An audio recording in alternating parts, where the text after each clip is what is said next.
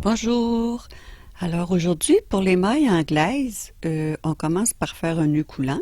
Je vais le recommencer. On tourne 2 fois la laine autour du pouce. On prend celle de derrière, on la ramène devant.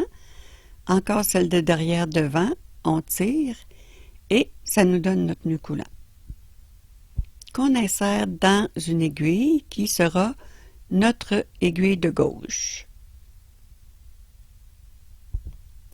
Avec l'aiguille de droite, on pique dans le nœud qui est notre première maille.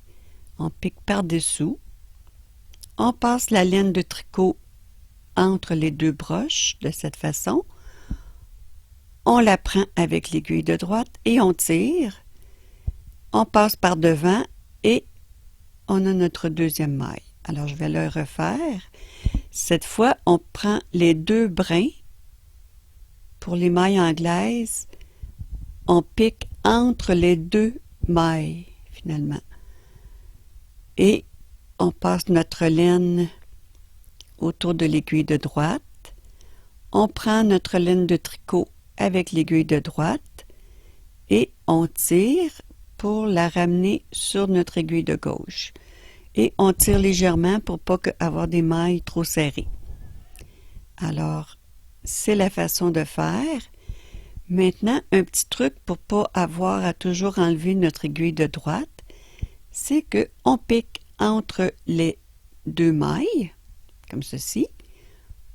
On ramène le fil, on ramène sur l'aiguille de gauche et on va piquer immédiatement dans la laine, sous la laine de l'aiguille de gauche. Alors, je vais le refaire tranquillement.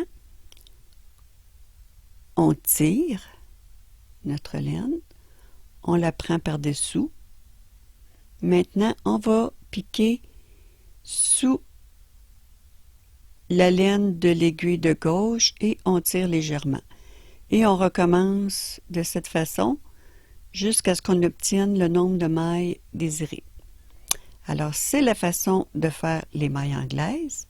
Je vous dis bon tricot et à bientôt!